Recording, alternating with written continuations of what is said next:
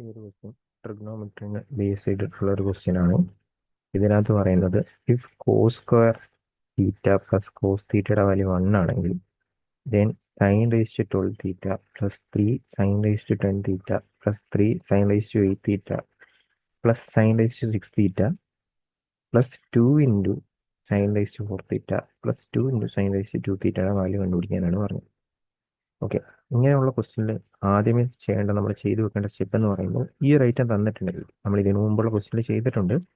ഈ cos square തീറ്റേനെ ഇപ്പുറത്തോട്ട് കൊണ്ടുവരിക, cos square തീറ്റേനെ ഇപ്പുറത്തോട്ട് കൊണ്ടുവരിക.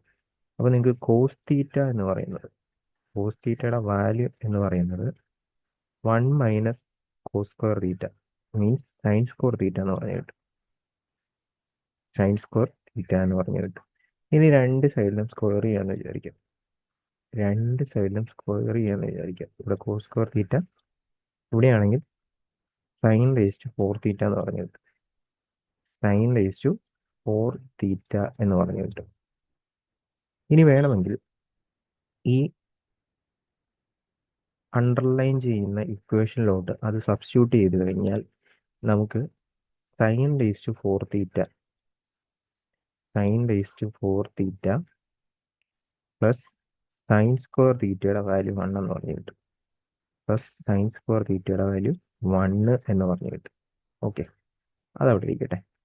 ഇനി നമുക്ക് അടുത്തതായിട്ട് ഈ കണ്ടുപിടിക്കേണ്ട ഐറ്റം നോക്കാം.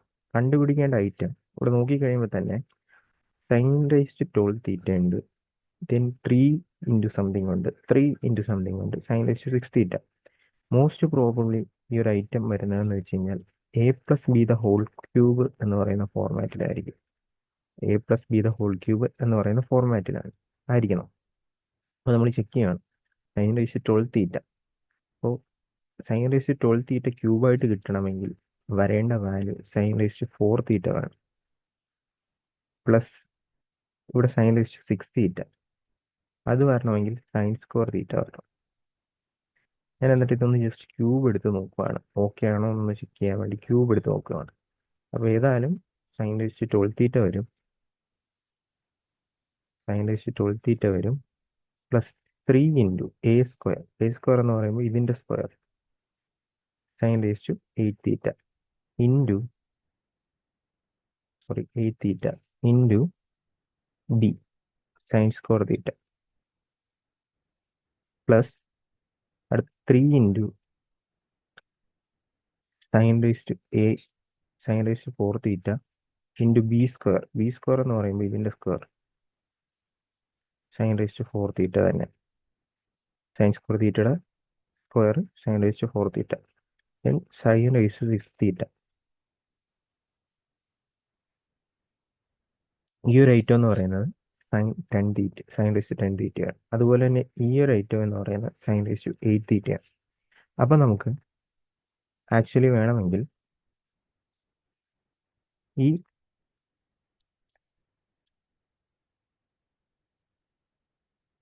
നമുക്ക് എന്ത് ചെയ്യാം, അതൊന്ന് നമുക്ക് ചേഞ്ച് ചെയ്ത് കൊടുക്കാം. ഓക്കെ, ഈ ഇത്രയും പോർഷനെ നമുക്ക് സൈൻ റേസ് ടു 4 തീറ്റ